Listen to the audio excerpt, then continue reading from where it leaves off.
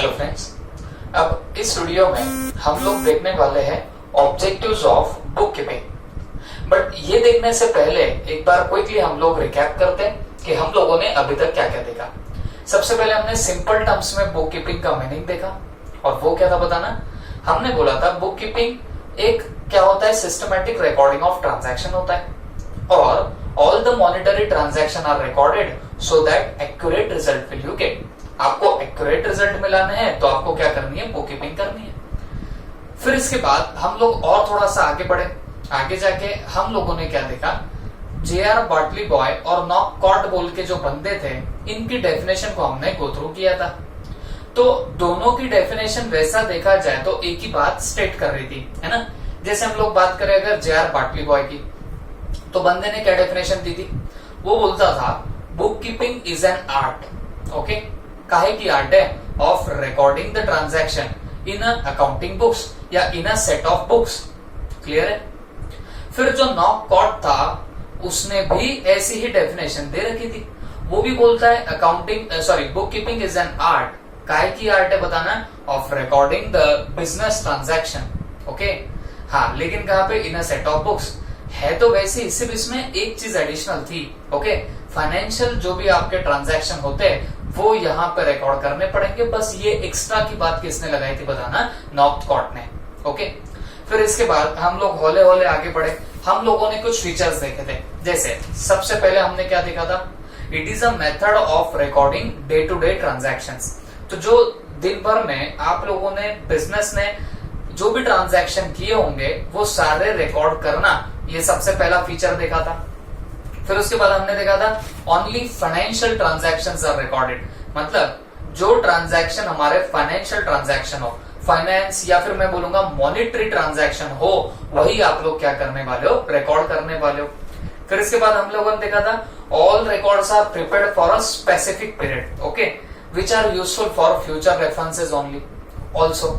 मतलब आप एक स्पेसिफिक पीरियड के लिए ये बुक कीपिंग करते हो। मतलब मैंने आपको बोला था नॉर्मली 1 ईयर के लिए आप लोग बुक कीपिंग करते हो और ये जो रिकॉर्ड मेंटेन किया ये फ्यूचर में भी आपको क्या होने वाला है, यूजफुल होने लग जाएगा। क्लियर हो गई बात सबको। फिर उसके बाद हम लोगों ने देखा था records of the transaction are based on rules and regulation. ऐसा नहीं कि आपके जो मर्जी में आया, जैसा आया वैसा आप लोग रिकॉर्डिंग करते जा रहे हो, ऐसा नहीं होता बॉस। आपको ये प्रॉपर रूल्स एंड रेगुलेशन के हिसाब से इसको रिकॉर्ड करना पड़ता है। ओके, और फिर हमने लास्ट देखा था it is an art of recording business transaction scientifically. तो साइंटिफिकली कैसे बिजनेस ट्रांजैक्शन रिकॉर्ड किए जाए, तो इसकी ये क्या है बताना, आर्ट है। ओके, तो ये हमने सारे के सारे देख रखे थे features.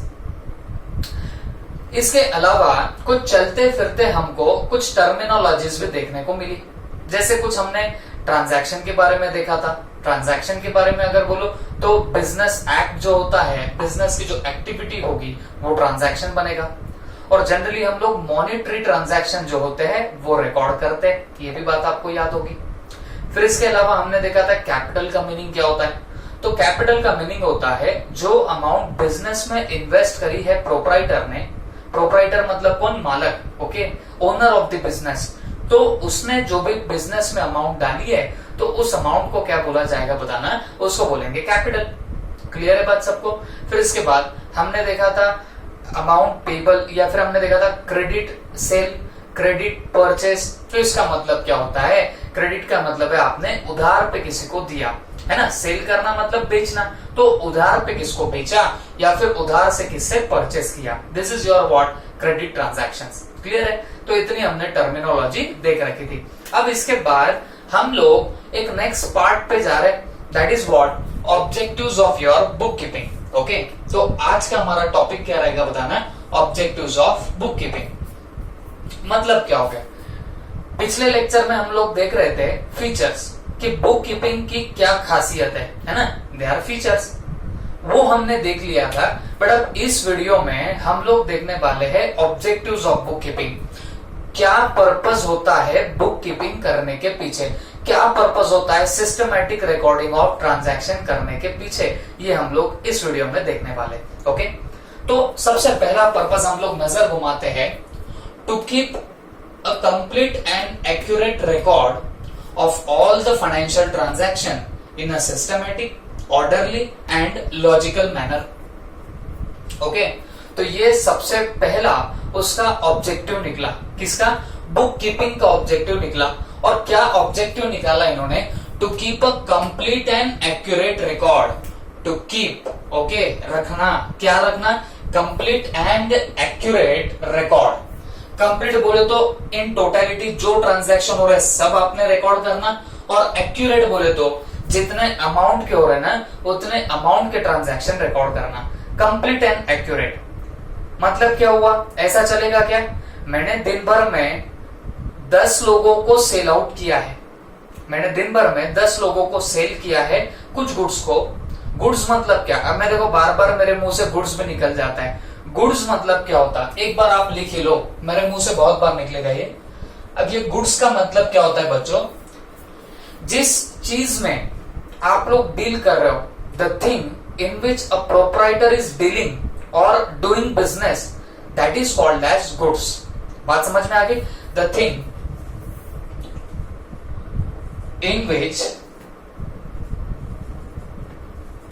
owner deals in business, okay, owner deals in business। तो उस चीज को आप लोग क्या बोलने वाले हो? गुड्स बोलने वाले हो। मैं बार बार मेरे मुंह से निकल जाए, ऐसा ना हो कि आप वो गुड बोले तो वो वेरी गुड वाला ही समझते बैठ जाओ। ओके, तो मैं आपको पहले कंफर्म करा देता हूँ गुड का मीनिंग क्या होगा। जब हम अकाउंट्स में गुड्स बोलेंगे तो गुड्स का मीनिंग क्या होगा बच्चों? जिस चीज में, जिस थिंग में ओनर अपने बिजनेस में डीलिंग करता, उसको क्या बोलने का? गुड्स बोलने का। ओके, वो अपना वो जो एग्जाम्पल था, तो उसमें आप लोग लैपटॉप या कंप्यूटर्स का आपने बिजनेस स्टार्ट किया। ओके, तो मतलब आप किस में डील कर रहे थे? आप लैपटॉप, पीसीज, कंप्यूटर की एसेसरीज, इनके साथ में आप लोग डील कर रहे थे। क्लियर है बात? तो वो लैपटॉप, पीसी, एसेसरीज, वो सब आपके लिए क्या बन गई? गुड्स बन गई। क्लियर हो गई बात सबको? उसके अलावा आप लोग फर्नीचर का बिजनेस कर रहे हो, मतलब आप चेयर्स ला रहे हो, चेयर्स बेच रहे हो। ओके, और जो भी फर्नीचर के आइटम्स है वो उठा के आप लोग बेच रहे हो। बात क्लियर है? मतलब आप किस चीज में डील कर रहे हो? आप चेयर्स में, बाकी का जो फर्नीचर होगा उसमें आप लोग डील कर रहे हो। क्लियर हो गई बात? तो वो चेयर्स, वो फर्नीचर आपके लिए क्या बन गए? गुड्स बन गए। आप लोग सेलफोन का बिजनेस कर रहे हो, है ना, स्मार्टफोन्स वगैरह, उसका आप लोग बिजनेस स्टार्ट कर रहे हो, तो आप क्या कर रहे हो? सेलफोन ला रहे हो, बेच रहे हो। ओके, तो ये जो सेलफोन्स हो गए वो आपके लिए क्या बन गए? गुड्स बन गए। तो इन शॉर्ट, जिस चीज में the thing in which owner of the business deals और does business, that is called as what you are goods, उनको हम लोग क्या बोलने वाले? गुड्स। तो आप जिस चीज का बिजनेस कर रहे हो तो वो चीज आपके लिए क्या बन जाएगी? गुड्स बन जाएंगी। क्लियर हो गई बात? तो अब से मैं जब भी अकाउंट में गुड्स वर्ड यूज करूं तो आपने समझ लेना कि मैं किस बारे में बात कर रहा हूं। क्लियर हो गई बात? ओके, वापस से आता हूं इस पे। To keep a complete and accurate record of all the financial transaction. हम देख रहे हैं objectives of book keeping. Okay, objectives of book keeping, क्या क्या पर्पस होते हैं बुक कीपिंग करने के। तो मुझे पहला नजर आया to keep a complete and accurate record. जो भी मेरे फाइनेंशियल ट्रांजैक्शन होंगे, फाइनेंशियल बोले तो आप बोल सकते हो मॉनेटरी ट्रांजैक्शंस। ओके, तो जितने भी मेरे मॉनेटरी ट्रांजैक्शंस होंगे तो मैंने उसका complete and accurate record maintain करना चाहिए। I should keep accurate and complete record of it. मैंने दिन भर में 10 लोगों को सेल किए हैं गुड्स। गुड्स बोले तो आपको आप समझता होगा, है ना, मेरा जिस भी चीज का धंधा होगा वो मेरा गुड्स बन जाएगा। तो मैंने 10 लोगों को गुड्स सेल किया, मतलब गुड्स बेचे, और मैं सिर्फ 9 पीपल का ही नाम लिखता हूं। मैंने सिर्फ 9 लोगों के ही नाम के 9 लोगों का ही ट्रांजैक्शन मैंने रिकॉर्ड किया। तो आप मुझे बताना, क्या मैंने कंप्लीट रिकॉर्ड मेंटेन किया? क्या जवाब है नहीं। मैंने तो 9 लोगों का किया, एक लोग को तो ऐसे छोड़ दिया, एक बंदे का छोड़ ही दिया मैंने सेल। क्लियर है बात सबको? तो सेल अगर मैं 10 लोगों को करूं तो 10 के 10 लोगों का जितना मेरा सेल हो गया वो मैंने रिकॉर्ड करना चाहिए। उसको क्या बोलेंगे बताना, कंप्लीट रिकॉर्ड। क्लियर है बात। दूसरी, एक्यूरेट रिकॉर्ड रखना चाहिए। मैं रेंट दे रहा हूं 10,000 का, 10,000 का, और मैं रिकॉर्ड कर रहा हूं 5,000। आप बताना ये अमाउंट गलत नहीं हुई? जवाब है जी हाँ।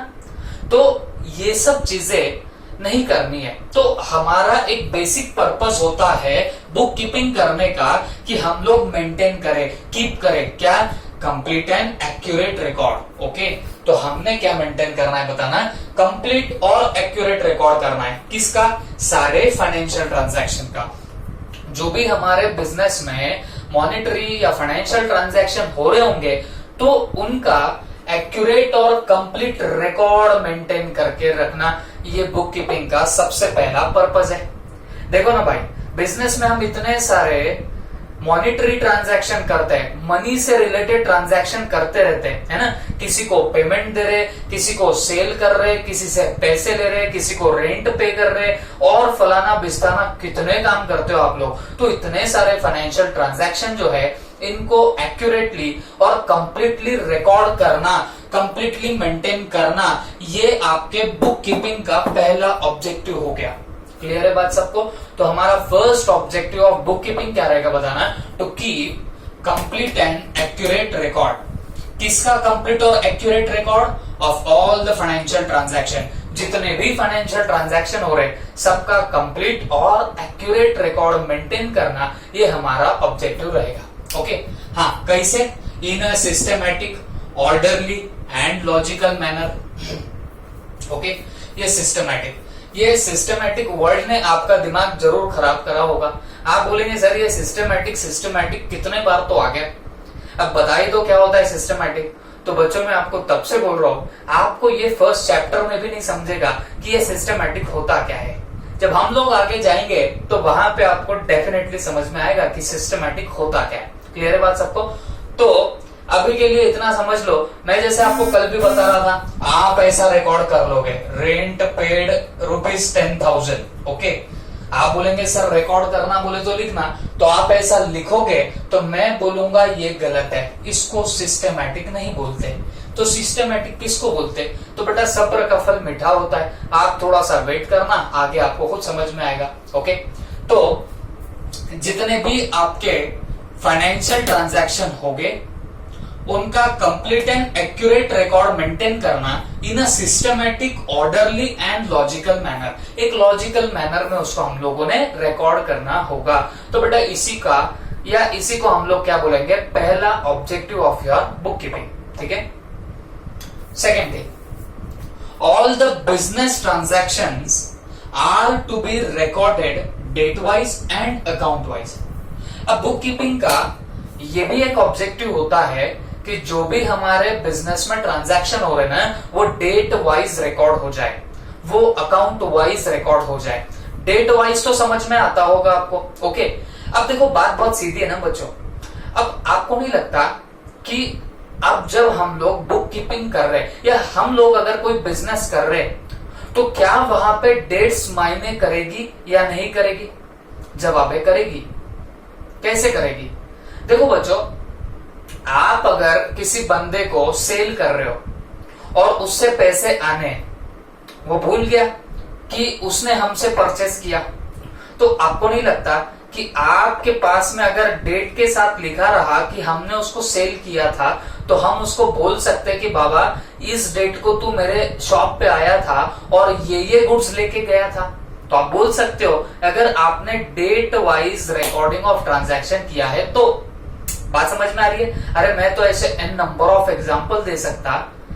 अगर कोई बंदा डेट वेट मेंटेन नहीं करता ना, देखो क्योंकि जब आप बिजनेस कर रहे हो ना तो सब डीलिंग, सब ट्रांजैक्शन पैसे से रिलेटेड रहते हैं, ये बात समझ के लेना। तो अगर जहां पैसे की बात होती है ना तो वहां लफड़े भी बहुत होते हैं। तो अकॉर्डिंगली तुम लोगों ने उतना प्रोएक्टिव रहना, तो तुम लोगों ने उसको सारा डेट वाइज मेंटेन करना, क्योंकि या तो हम भूल सकते हैं या सामने वाला भूल सकता है। ओके, हम भूले तो वो हमारा ट्रांजैक्शन जो हमने रिकॉर्ड करके रखा वो हमको बुक कीपिंग से हेल्प हो जाएगी याद करने में कि हाँ अपना ऐसा कोई ट्रांजैक्शन हुआ। दूसरी बात, अगर हमने ऐसी रिकॉर्डिंग करी तो अगर सामने वाला भी भूल गया ना बच्चों, तो आपका डेट वाइज ट्रांजैक्शन रहा तो आप उसको डेट वाइज बता सकते हैं कि भाई इस डेट को हमारा ये ट्रांजैक्शन हुआ। तो इन शॉर्ट आपको लगता है ना कि डेट वाइज सारे ट्रांजैक्शन मेंटेन करने चाहिए? जी हाँ, डेट वाइज ही करना पड़ेगा। ओके, तो ये बुक कीपिंग में होता क्या है? अब इसमें हम लोग क्या करते हैं, डे टू डे जो भी ट्रांजैक्शन हो रहे सबको हम लोग रिकॉर्ड करके रख देते है ना। जितने हमारे डे टू डे ट्रांजैक्शन हो गए बिजनेस के अंदर, हमने सेल किया रिकॉर्ड, हमने परचेस किया रिकॉर्ड, हमने रेंट पे किया रिकॉर्ड, सैलरीज पे किया रिकॉर्ड, मतलब हमारा जो भी ट्रांजैक्शन हो रहा है वो सब हम लोग क्या करते बताना, रिकॉर्ड पे या रिकॉर्डिंग उसकी करके रखते। क्लियर है बात सबको? तो मुझे एक बात बताओ, क्योंकि आप day to day transaction record कर रहे हो तो आज का आज ही रिकॉर्ड कर रहे हो, तो डेफिनेटली वहां पे अगर डेट भी डाल दोगे तो मुझे एक बात बताओ, फ्यूचर में भी आपको फिर उसकी क्या होगी बताना, हेल्प हो जाएगी। तो बस हमको कौन सा ट्रांजैक्शन किस डेट पे हुआ ये अगर जानना है तो इसके लिए भी बुक कीपिंग करी जाती है, इसके लिए भी क्या किया जाता है, बुक कीपिंग करी जाती है। बात क्लियर है सबको? देखो ना, बहुत आप में से कुछ बच्चे लोग होंगे, आप लोग स्कूल में देखो कितने डिसिप्लिन होते हैं। अब वो डिसिप्लिन आप लोग यहाँ कॉलेज में आके मत छोड़ देना। आप बोलेंगे अब तो भाई हम लोग आजाद हो गए। ओके, मैं किस डिसिप्लिन की बात कर रहा हूँ? देखो, अब जब छोटे छोटे बच्चे रहा करते थे, अप टू 10th क्या है, बच्चे रहते, अभी भी बच्चे रहते नो डाउट, बट जैसे कॉलेज में आते तो हमारी आदत बिगड़ने लगती। अब देखो, स्कूल में टीचर लोग मार ठोक के आपको सिखाते थे कि यार देखो आज हमारा ये चैप्टर शुरू हुआ तो आपने उस पर डेट लिखना आपके नोटबुक में। ओके, ये डेट को ये हुआ, फिर होमवर्क है तो होमवर्क में डेट चाहिए होती थी, तो आप लोग डेट लिखते थे। ओके, मेरे को एक बात बताओ, वो डेट का आपको कभी कुछ फायदा हुआ क्या? एज सच कुछ फायदा नहीं होता, बट अगर आपको जानना है कि किस डेट को क्या हुआ था तो ये आप लोग पीछे पलट के देख सकते हैं। कब? जब आपने वो डेट आपने लिख के रखी होगी तब। तो वैसे ही बिजनेस में भी बिजनेसमैन को ये जानना जरूरी होता है कि भाई किस डेट को हमारा कौन सा ट्रांजैक्शन हुआ, और फिर ये डेट वाइज ट्रांजैक्शन कैसे लिखा जाएगा जब आप लोग क्या कर रहे हो बताना, बुक कीपिंग कर रहे हो। क्योंकि बुक कीपिंग में हम लोग डे टू डे ट्रांजैक्शन लिखते हैं, तो जब हम लोग ऊपर डेट लिख देंगे और उस डेट के ट्रांजैक्शन लिख देंगे तो फिर उससे क्या होगा, वो शॉपकीपर को, उस ओनर ऑफ द बिजनेस को फ्यूचर में फायदा होने लग जाएगा। इन शॉर्ट मेरा बोलना क्या है, ये ऑब्जेक्टिव है बुक कीपिंग का कि all the transaction to be recorded date wise and account wise.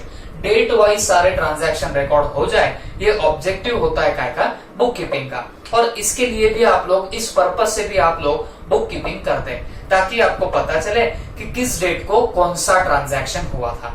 Clear है बात सबको? सर अकाउंट वाइज क्या रहता?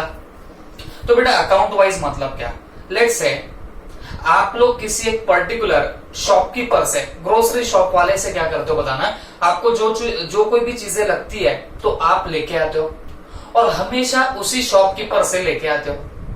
तो कभी कभी क्या होता है, आप लोग फिर ऐसे शॉपकीपर के पास एक अकाउंट बना लेते हो। ओके, और आप क्या बोलते हो, देख भाई मैं क्या करूंगा, मैं महीने जितना मेरे को ग्रोसरी वगैरह लगती है मैं लेके जाऊंगा और तेरे को 1 मंथ के बाद तेरे को पेमेंट कर दिया करूंगा।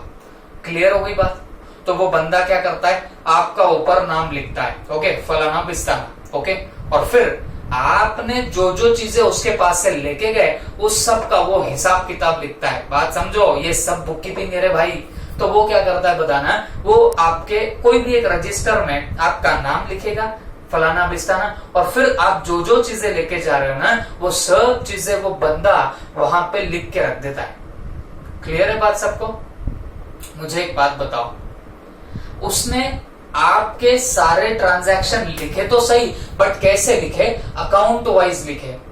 ओके, लेट्स से तुम हो मैं हूं, ओके, अपन 2 लोग हैं, तो हमारा शॉपकीपर सेम है, तुम भी एक पर्टिकुलर शॉपकीपर से लेते हो, मैं भी उसी शॉपकीपर से लेता हूं। मैंने भी उसको वही स्कीम बोला कि भाई देख महीने में तेरे से लेके जाऊंगा और महीने के बाद पेमेंट कर दूंगा। आप लोगों ने भी उसको वही बात बोली कि देख भाई महीने पर लेके जाएंगे, महीने के बाद पेमेंट करेंगे।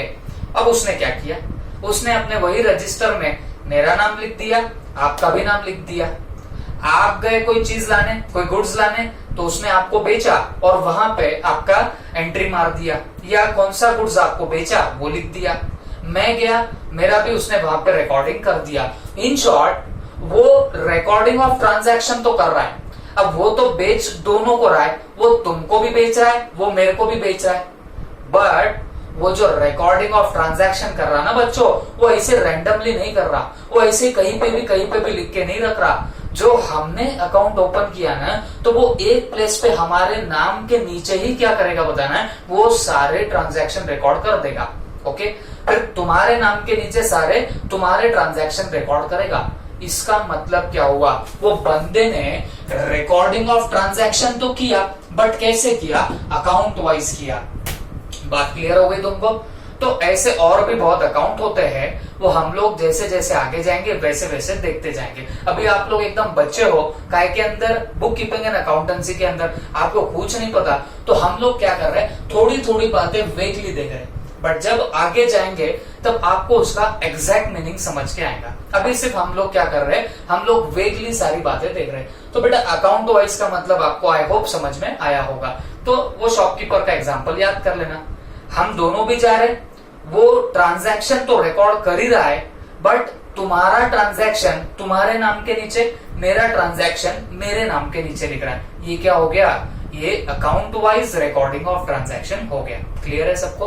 तो हमारे बुक कीपिंग के ऑब्जेक्टिव्स चल रहे, उसमें सबसे पहला ऑब्जेक्टिव हमारा क्या है बताना है, to keep complete and accurate record of all the financial transaction.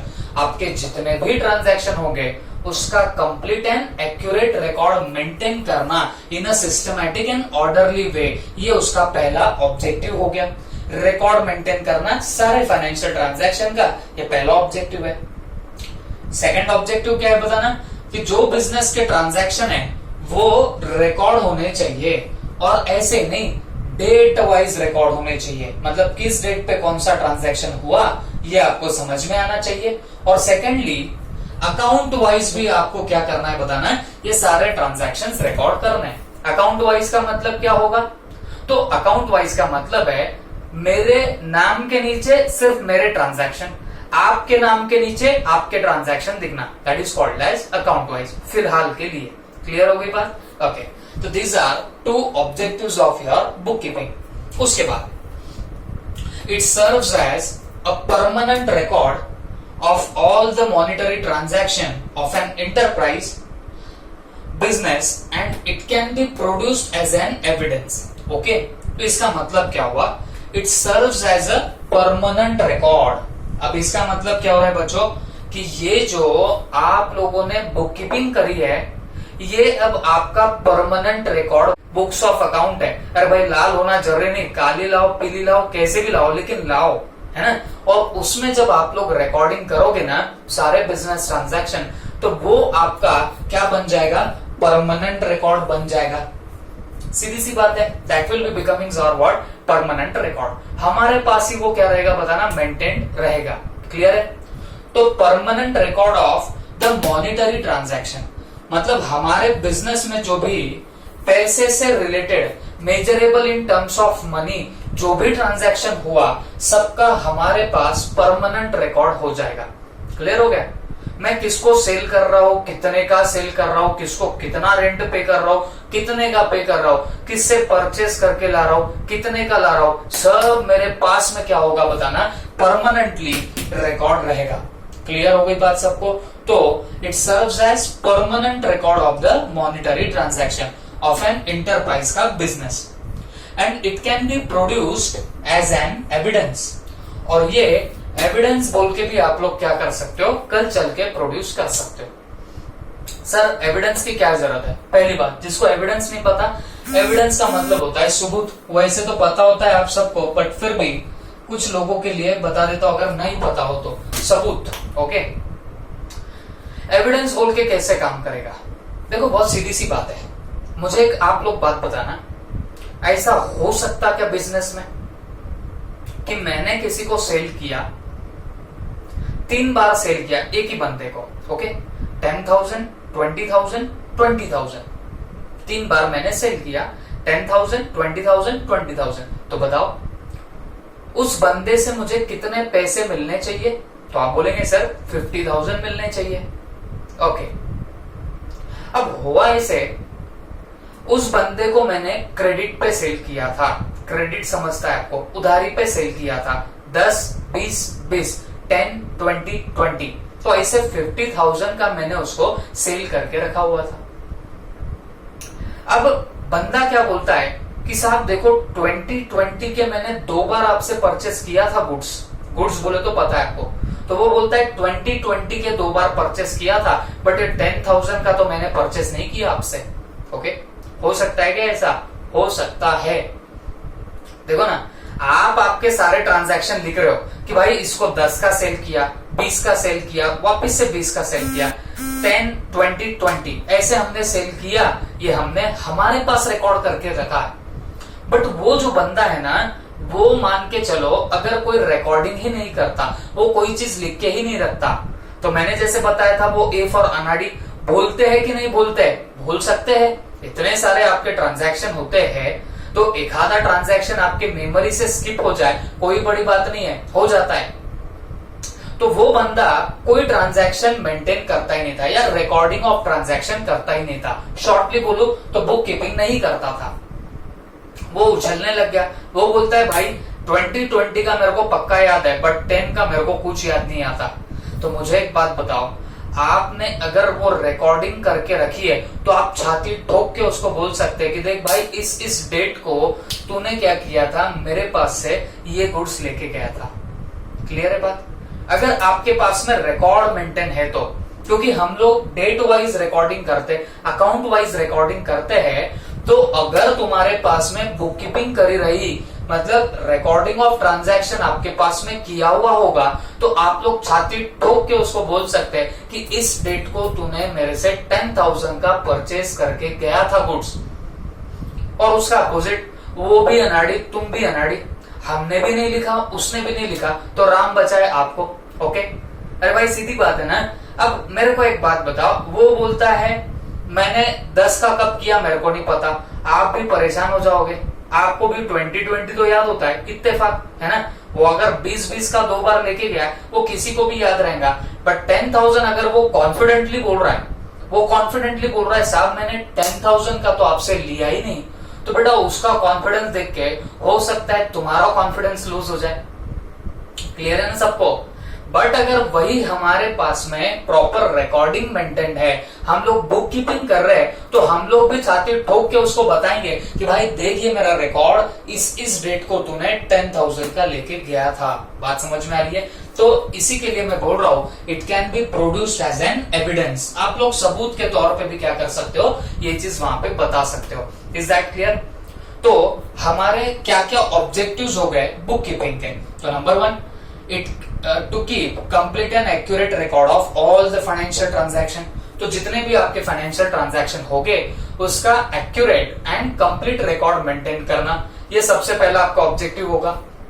Secondly, all the business transaction are recorded date wise and account wise. तो जितने भी ट्रांजैक्शन हो गए ना, हम लोग उनको डेट वाइज रिकॉर्ड मेंटेन करना as well as account wise maintain करना, ये हमारा इसके पीछे क्या रहेगा बताना, पर्पस रहेगा, ऑब्जेक्टिव रहेगा। उसके बाद it serves as permanent record of monetary transaction. और ये कैसे काम करेगा बताना, it will serve as what, permanent record of monetary transaction. एक बार आपने रिकॉर्डिंग कर ली तो ये आपके लिए कैसे हो जाएगा बताना, परमानेंटली आपके पास में स्टोर होके रह जाएगा। ओके, तो ये क्या हो जाएगा, permanent record of monetary transaction. जो मनी से रिलेटेड ट्रांजैक्शन है तो उनका आपके पास में परमानेंट रिकॉर्ड मेंटेन होके रह जाएगा। क्लियर? उसके बाद हमने क्या देखा, and it can be produced as an what, evidence. तो आप इसको एविडेंस के भी तौर पे बता सकते हो। क्लियर? उसके बाद ये तो आपको पता ही है, टू नो द प्रॉफिट और loss of the business during financial year. Okay, profit and loss हुआ तो कितना हुआ, क्या हुआ, ये जानना। टू नो द प्रॉफिट और लॉस ड्यूरिंग फाइनेंशियल ईयर ये आपको समझ में आएगा किससे? आपके बुक कीपिंग से। ओके, मतलब आप जो बिजनेस कर रहे हो तो हमेशा प्रॉफिट एंड लॉस 1 ईयर का निकाला जाता है। मैंने आपको पहले भी बताया, जैसे आपने अभी अभी 10th की एग्जाम दी है ना, तो वो 10th की एग्जाम ली कब गई? पूरा ईयर कंप्लीट होने के बाद। अब वो छोड़ दो ईयर कब स्टार्ट हुआ कब खत्म हुआ, उसको मारो गोली, बट 1 साल के एंड पे आपकी एग्जाम ली गई और आपका रिजल्ट डिक्लेयर किया गया। वैसे ही आपका ये जो बिजनेस होता है ना बच्चों, तो बिजनेस क्या करता है पता ना, साल भर में एग्जाम देते रहता और उसका रिजल्ट एंड में आता। या तो वो प्रॉफिट हो सकता या तो लॉस हो सकता। Is that clear? तो हमको कैसे समझेगा कि हमारे बिजनेस में प्रॉफिट हो रहा है या लॉस हो रहा है? तो बेटा अगर बुक कीपिंग करी तो समझ में आएगा, क्योंकि बुक कीपिंग में हम सारे ट्रांजैक्शन रिकॉर्ड कर रहे हैं। हमको कितना पैसा मिलता, हमको कितनी इनकम हो रही, हम वो भी रिकॉर्ड करेंगे, और हमारा कितना एक्सपेंडिचर हो रहा, मतलब हम कितना एक्सपेंड कर रहे हैं पैसा, वो भी रिकॉर्ड करेंगे। तो एक जगह पे हमारी इनकम दिखेगी, एक जगह पे हमारे एक्सपेंडिचर दिखेंगे। तो बेटा इनकम में से एक्सपेंडिचर माइनस करोगे तो कोई गावरान आदमी भी आपको बता देगा कि वो मिलेगा प्रॉफिट का फिगर। एक्सपेंडिचर ज्यादा है इनकम से, लॉस होगा। इनकम ज्यादा है एक्सपेंडिचर से, प्रॉफिट होगा। ये तो आई होप सबको समझ में आता है। ओके, तो बोलने का मतलब क्या है बच्चों, आपको अगर जानना है कि आपके बिजनेस में आपको प्रॉफिट हुआ या लॉस हुआ, तो ये समझेगा कहां से बताना? बुक कीपिंग से। और बुक कीपिंग का ये भी एक क्या होता है बताना? ऑब्जेक्टिव होता है। आप बोलेंगे सर ओके ये समझ गया, बट ये क्या है sir? Financial year. Okay, financial year क्या है साहब आप पूछोगे, तो मैं आपको एक बात बोलना चाहूंगा। हमारे इंडिया में फाइनेंशियल ईयर 1 अप्रैल टू 31 मार्च का माना जाता है। ओके, 1 अप्रैल टू 31 मार्च ये हमारा माना जाता है normally financial year in India. Clear हो गई बात सबको? तो आप में से कुछ अगर सर्विस क्लास से बिलोंग करते या बिजनेस फैमिली से बिलोंग करते, तो आपने शायद सुना होगा 31 मार्च आ रहा, 31 मार्च आ रहा। ओके, और ये 31 मार्च क्या पाताल से निकल के आया या आकाश से निकला है? जवाब है कुछ नहीं। पर 31 मार्च को इतना इंपॉर्टेंस क्यों दिया जाता? तो बेटा तब अपना ईयर एंड होता। कौन सा ईयर? Financial year. देखो हमारा कैलेंडर ईयर कब स्टार्ट होता कब खत्म होता ये सबको पता है। 1 जैन से चालू होता तो बेटा 31 दिसंबर को जाके खत्म होता। ये हो गया अपना कौन सा? Calendar year. देखो बेटा आपको बहुत सारे नए नए टर्म्स मिलते जाएंगे। ओके, तो आपका एक ड्यूटी बनेगा कि मैं जो भी चीजें बता रहा हूं ना आपको, आप प्रॉपरली सब चीजें नोट कर लिया करो। ओके, तो सुन के लो, 1 जैन से 31 दिसंबर ये क्या होता है? ये होता है अपना कैलेंडर ईयर। ये तो सबको पता है। बट फाइनेंशियल ईयर कौन सा है बताना? 1 अप्रैल से 31 मार्च ये हमारा फाइनेंशियल ईयर है। तो हमारे बिजनेस में नया साल कब से स्टार्ट होता? 1 अप्रैल से। ये ऑल ओवर इंडिया में लगता है, टेंशन मत लो। और खत्म कब होता है? 31 मार्च को। अब आप में से कुछ इंटेलिजेंट बच्चों के कान खड़े हो गए होंगे, वो बोल रहे होंगे सर ऐसा क्यों? अरे भाई कैलेंडर ईयर अगर 1 जैन से 31 दिसंबर है तो ये क्या बात हुई? फाइनेंशियल ईयर 1 अप्रैल से 31 मार्च क्यों? तो मैं एक बात बताना चाहूंगा, हम लोग इंडिया में रहते हैं। ओके, और आपको भी पता है इंडिया में अलग अलग आपके फेस्टिवल्स वगैरह होते रहते हैं। ओके, उसमें एक फेस्टिवल आता है दैट इज गुड़ी पाड़वा। ये समझता होगा आपको सबको। गुड़ी पाड़वा जनरली कब आता है? आई होप अभी अभी आके गया, ये पता तो होगा आपको। तो वो जनरली मार्च के करीब करीब आ जाता है, या मार्च या अप्रैल में आपको देखने को मिल सकता है। ओके, या मार्च के लास्ट वीक में और अप्रैल के फर्स्ट वीक, इसमें कभी तो भी आता है। अब वो कैसा है बच्चों? वो हमारे कैलेंडर ईयर के हिसाब से या कैलेंडर की डेट के हिसाब से नहीं आता। वो हमारा जो हिंदू संस्कृति में जो महीने होते हैं, मंथ्स होते हैं, चैत्र वैशाख ज्येष्ठ, शायद किसी को पता होगा, तो उसके तिथि के अनुसार क्या होता है बताना, वो पर्टिकुलर गुड़ी पाड़वा ये फेस्टिवल निकल के आता है। बट जनरली हमारे कैलेंडर ईयर के डेट के हिसाब से मार्च के एंड वीक में और अप्रैल के फर्स्ट वीक में, यहां पे कहीं तो भी आता है। ओके, अब आप लोग व्हाट्सएप पे क्या करते हो, जब भी गुड़ी पड़वा होता है तो आपने किसी का फॉरवर्डेड मैसेज हुआ तो वो आप उठाते हो, किसी दूसरे को चिपका देते हो। ये काम तो आप रोज ही करते हो।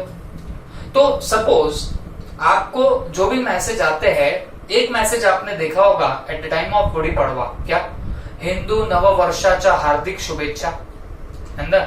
आपने सुना भी होगा। नव वर्ष मतलब क्या? नया साल, नए साल की शुभकामनाएं। ओके, तो ये क्या है? नया साल क्या है? तो बेटा ये जो अपना कल्चर है ना, इस कल्चर के हिसाब से माना जाता है कि गुड़ी पड़वा से नया साल शुरू होता है, न्यू ईयर स्टार्ट होता है। कहां से बताना? गुड़ी पड़वा से। क्लियर है बात सबको? तो क्योंकि ये हमारा कल्चर है, वो आप लोग देखोगे तो हमारा ट्रेडिशन है, बहुत पास्ट ईयर से क्या होता था बताना, तब से ही नया ईयर पकड़ा जाता था। अब बिजनेस तो ऐसा नहीं है कि अभी अभी हुआ, बिजनेस तो हम लोग काफी सालों से करते थे, prior to independence. Okay, independence के पहले हमारे यहाँ पे ब्रिटिशर्स आए थे, आपको पता है सबको, तो उन्होंने ये कैलेंडर ईयर वगैरह वगैरह ये सब चीजें डाली। बट वो ब्रिटिशर्स आने के पहले से भी हमारे इंडिया में तो बिजनेस होता था। और आपको पता होगा सोने की चिड़िया, है ना, गोल्डन स्पैरो, ये बोला जाता था किसको? हमारे इंडिया को। तो मतलब बिजनेस तो तब से चलता था। तो तब ईयर कहां से पकड़ते थे? वो गुड़ी पाड़वा के अगले दिन से पकड़ते थे।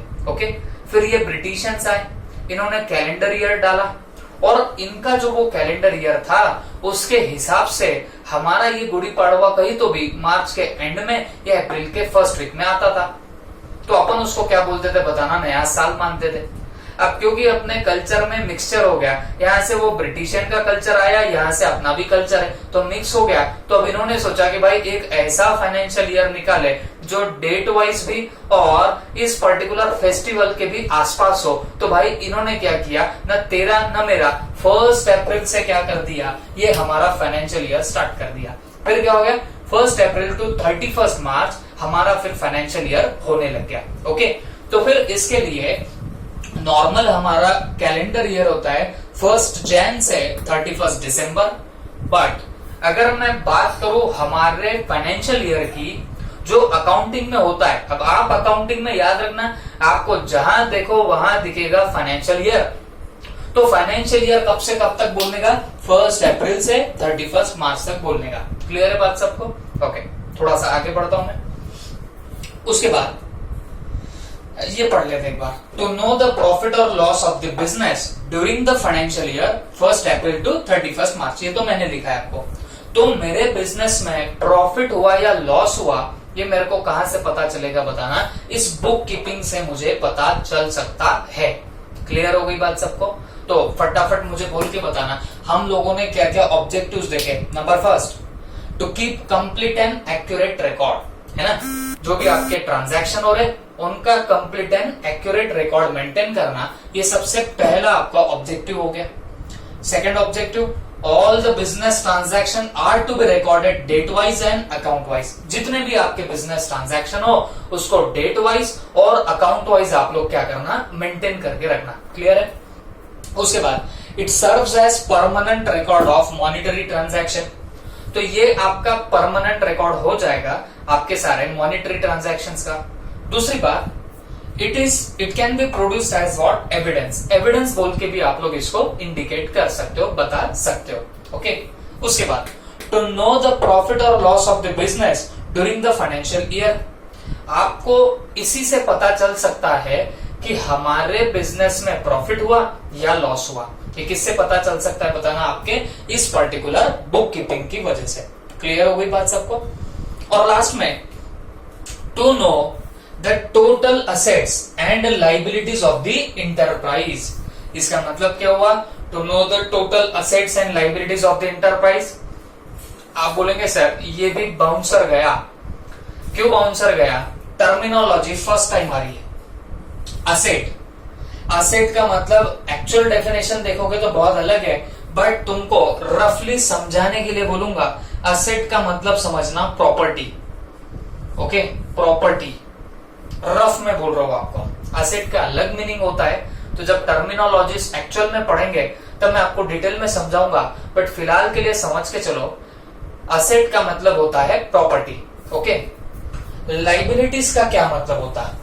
तो बेटा लाइबिलिटीज का मतलब होता है ऑब्लिगेशन। ऑब्लिगेशन बोले तो आपको जिसको पैसा देना बाकी हो, है ना। लाइबिलिटीज गावरान लैंग्वेज में बोलो, देना बाकी हो, किसी को पैसे देने बाकी हो तो उसको हम लोग क्या बोलने वाले? लाइबिलिटीज बोलने वाले। ओके, तो असेट का मतलब प्रॉपर्टी, लाइबिलिटीज का मतलब क्या बोलेंगे? ऑब्लिगेशन, मतलब किसी को आपको पैसे देने बाकी हो। क्लियर हो गई बात सबको? तो बेटा एक बात समझ के लो, अगर आप बुक कीपिंग करते हो तो आपको पता चलेगा कि हमारे टोटल असेट्स कितने हैं, मतलब हमारी टोटल प्रॉपर्टी कितनी है बिजनेस की। आप बिजनेस के लिए कार परचेस कर रहे हो, बिजनेस के लिए बिल्डिंग आपने कंस्ट्रक्ट कर दी, बिजनेस के लिए फर्नीचर ला लिया, बिजनेस में laptop, computer, PCs and all ये सब चीजें ला ली। बट मुझे एक बात बताओ, जब तक आप इनका रिकॉर्ड मेंटेन नहीं करोगे, क्या आपको पता चलेगा कि हमारे बिजनेस में कितनी प्रॉपर्टीज है? आप बोलेंगे सर क्या बातें कर रहे हो, हमको तो याद रह जाएगा। बट बेटा एक बात समझो, बिल्डिंग हमने 50 साल या 20 साल पहले कंस्ट्रक्ट करी, 20 साल बाद याद रहेगा कि एग्जैक्ट कितने फिगर में बिल्डिंग परचेस करी? नहीं होगा। शायद हम कुछ असेट्स भूलने लग जाए, शायद हम कुछ चीजें भूलने लग जाए, तो वो ना हो। हमारी एग्जैक्ट टोटल बिजनेस की कितनी असेट हो वो अगर तुमको याद रखना है तो फिर उसके लिए भी आपको क्या करना पड़ेगा? बुक कीपिंग करना पड़ेगा। उसके अलावा हम लोगों को किस किस को कितना कितना देना है, मींस हमारी कितनी लाइबिलिटीज है, हमारे कितने ऑब्लिगेशंस है, किसको किसको पैसे देने हैं, ये भी आपको कहां से समझेगा? अगर आप लोग बुक कीपिंग करोगे। What I am telling here, अगर आप बुक कीपिंग कर रहे हो तो आपकी असेट्स क्या क्या है, आपके ऑब्लिगेशंस क्या क्या है, लाइबिलिटीज क्या क्या है, ये सारी आपको पता चलेंगी। अरे किसकी वजह से पता चलेंगी? इस आपके बुक कीपिंग की वजह से पता चलेगी। क्लियर हो गया सबको? आई होप सबको ये समझ में आए होंगे। तो अभी तक हमने इतने ऑब्जेक्टिव्स देखे और 2 ऑब्जेक्टिव्स हैं वो भी हमको देखने हैं, बट पहले हम लोग इनको रिकॉल करते हैं। चलो फटाफट एक बार मेरे को बताना। To keep the complete and accurate record of all the financial transaction. ठीक है, सारे जितने भी फाइनेंशियल ट्रांजैक्शन हो उनका कंप्लीट और एक्यूरेट रिकॉर्ड मेंटेन करना, ये सबसे पहला हमारा ऑब्जेक्टिव होगा। Secondly, all the business transaction are to be recorded date wise and account wise. तो जितने भी आपके बिजनेस ट्रांजैक्शन हो उसको डेट के अकॉर्डिंग लिखो, ना सिर्फ डेट के अकॉर्डिंग बल्कि अकाउंट वाइज भी उसको क्या करना? मेंटेन करके रखना। उसके बाद it serves as permanent record of the monetary transaction. तो ये आपका परमानेंट रिकॉर्ड हो जाएगा।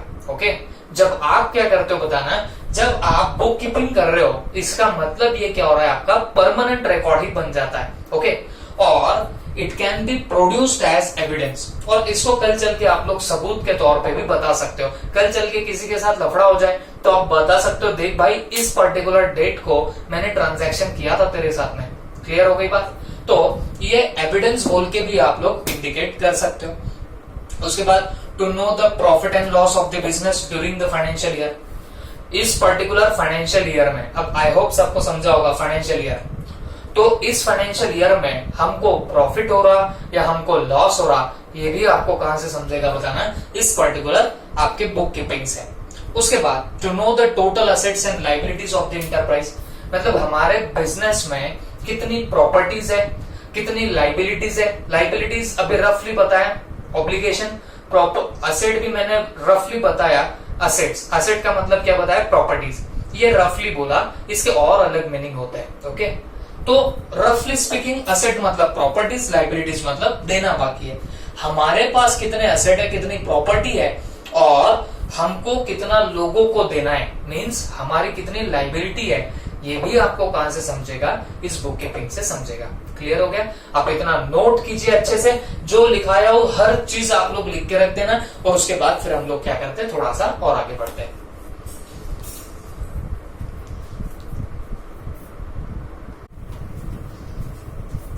अब चलो बच्चों हम लोग आगे के ऑब्जेक्टिव देख लेते हैं। To know what businessman owes to others and what other owes to him. ठीक है, देखो ओज टू का मतलब क्या होता है? देना बाकी है। ओके, देना बाकी है, दैट मीन्स पेबल। ओके, मतलब आपको किसको कितना पेबल है, पेबल मतलब देना बाकी है, ओस टू का मतलब क्या हो गया, देना बाकी है, पेबल। अब इसका मीनिंग निकालो, टू नो व्हाट बिजनेसमैन ओस टू अदर्स, मतलब बिजनेसमैन को दूसरों को कितना पेबल है, कितना देना बाकी है। ओके, एंड व्हाट अदर ओस टू हिम, मतलब दूसरे लोगों को हमको कितना देना बाकी है। ये सब आपको कहां से पता चलेगा, इस पर्टिकुलर बुक कीपिंग से पता चलेगा। मतलब हम कितना ओ कर रहे हैं दूसरों को, मतलब हमको कितना पेबल है दूसरों को, और दूसरे हमको कितना ओफ कर रहे हैं, मतलब वो हमको कितना देने वाले हैं। ये सब बातें आपको कहां से पता चल सकती है, आपके बुक कीपिंग से। क्लियर है बात? तो ये एक पॉइंट हो जाता है। और last objective, to know current year's progress over the previous year. Okay, अब क्योंकि आप लोग बुक कीपिंग तो हर साल कर रहे हो और रिकॉर्ड आपके पास परमानेंट हो जाता, तो आपको नहीं लगता कि अपन करंट ईयर में चेक कर सकते कि प्रीवियस ईयर से इस ईयर में कितना प्रोग्रेस हुआ। अगर आपने प्रीवियस ईयर का बुक कीपिंग प्रॉपरली किया होगा तो प्रीवियस ईयर का प्रॉफिट भी निकला होगा। करंट ईयर में बुक कीपिंग कर रहे हो तो इस ईयर में भी प्रॉफिट निकला होगा। तो हम इन दोनों प्रॉफिट को कंपेयर कर सकते हैं। अगर करंट ईयर का प्रॉफिट प्रीवियस ईयर से ज्यादा दिख रहा, इसका मतलब आप प्रोग्रेस कर रहे हो। बट ये कम दिखा, इसका मतलब कुछ तो भी प्रॉब्लम हो रही है, वो आपको फिर सुधारनी पड़ेगी। बात क्लियर हो गई? तो फिर इन शॉर्ट आपको करंट ईयर की प्रोग्रेस समझ में आएगी over previous year. Previous year से आप उसको कंपेयर कर सकते हो। Even to compare financial result, बेटा फाइनेंशियल रिजल्ट बोलो, बिजनेस रिजल्ट बोलो, इसका मतलब क्या हो जाता है बताना? इसका मतलब होता है प्रॉफिट और लॉस।